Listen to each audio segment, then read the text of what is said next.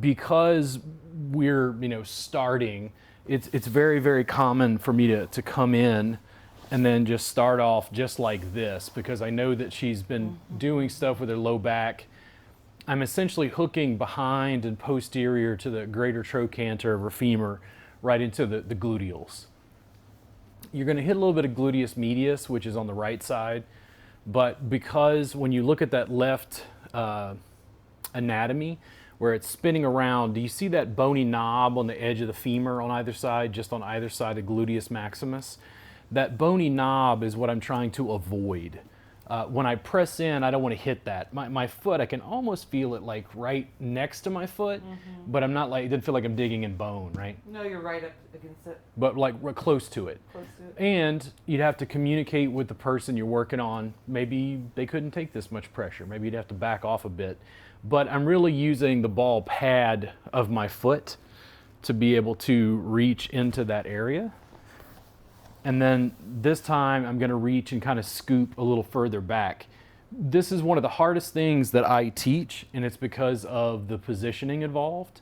This leg is mostly just hanging out, but this leg, it's like I'm scooping and then pressing the ball pad of the foot into the gluteals.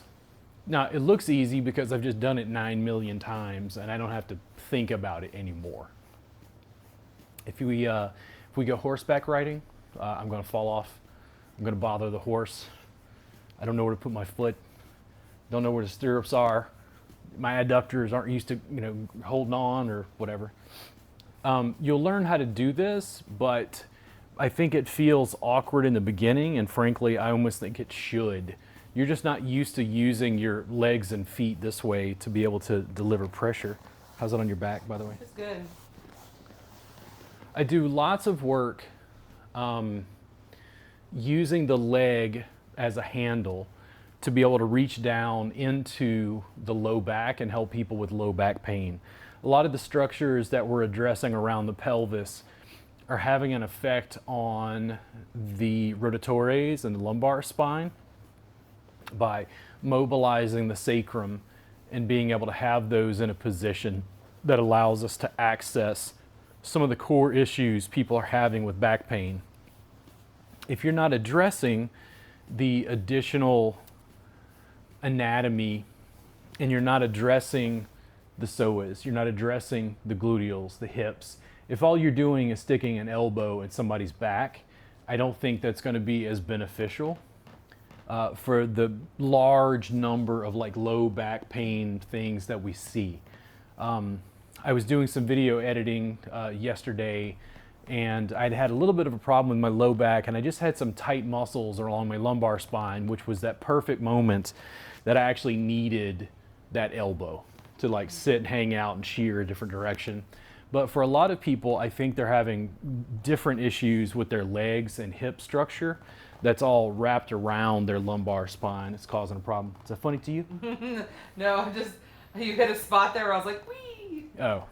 You were just giving me this look, and I was like, what's going on? Did I miss something? No, it was just like a brief moment of like intensity that was totally manageable. Yeah. Just made me smile.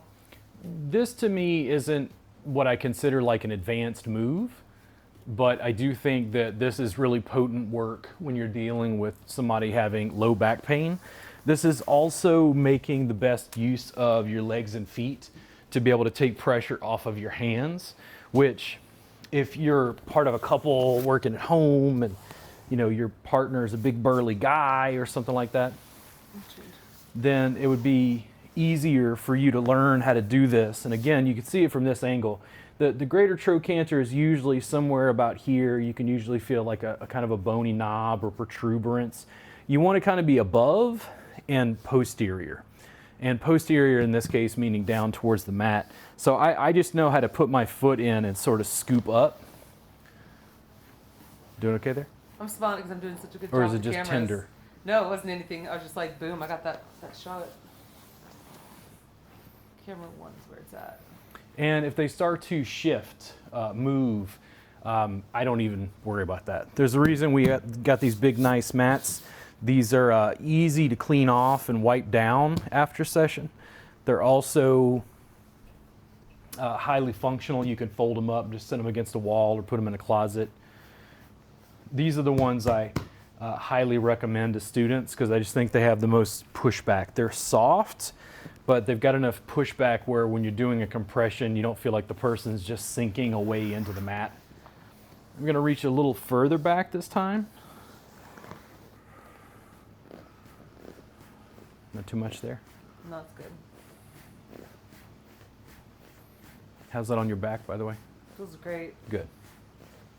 Do you feel it in my SI joint? Now, on the outside, it looks like I'm just working on the leg. Also, I think this is one of those movements that people don't quite understand because if you've never had somebody do it to you, you don't know what it's supposed to feel like.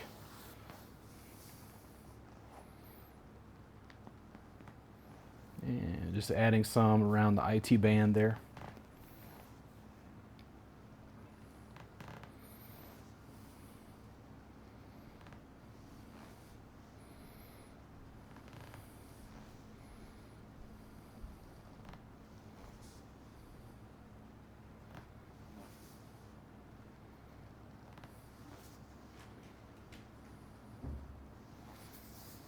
Doing all right there?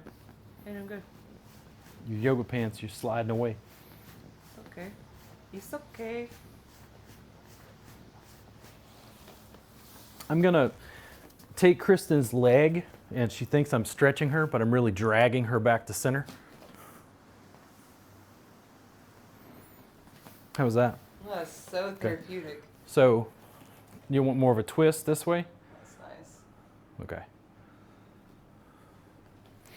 So, even though my handle is here and I'm pulling the leg, what I'm really trying to do is lengthen all of those facet joints. And I know Kristen well enough to know that her SI joint is like an ongoing issue. And then, Kristen, if I were gonna take this, so I'm gonna add some stretch. What do you think about there? That's nice. Okay. Now, do you want me to go up this way? No. Or do you want me to go a little down? Down. Now, when? When? Right there? Yeah. Okay. Now, if I give you a little bounce right here, how's that? Nice. That little clunk in your ankle, is that comfortable? Yeah, it's fine. Okay. And where do you mainly feel this? Right here, middle of my back. Yeah. Right, SI joint. Now, because she likes this pull and that little bit of bounce, I'm standing up. I'm trying to figure out how to do this with a little bit more oomph. So I'm going to come down and see if I can do this. I'm going to see if I can loop around her calf here to get some support. How's that? That's nice. Does this feel like it's not as beneficial as what I was doing Is that before? way easier on you? Yeah. Oh, it feels great. But I can hold this, and then if I hold and then rock from there, how's that? That's great. There we go. Now, I'm holding her leg. Is it too much where my knees are hitting you there? No. Okay. But I'm really trying to work on the lumbar spine. I'm really trying to open up those facet joints on one side. And what if I maintain right there? That's good.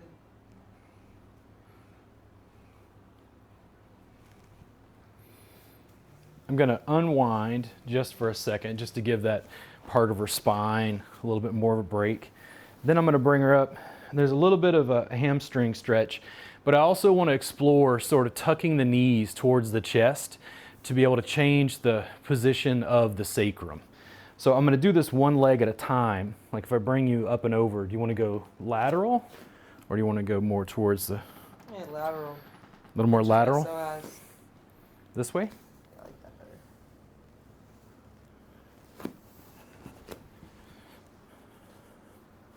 Now, as far as pressure, if I put you in my holster right here, is it more like this? Oh, yeah. Okay. Now, do you prefer the rocking, sort of rocking in and out? Yeah. So again, Sort of tight. it looks like I'm pressing just on the leg, right? I'm using the leg as a handle to mobilize the lumbar spine.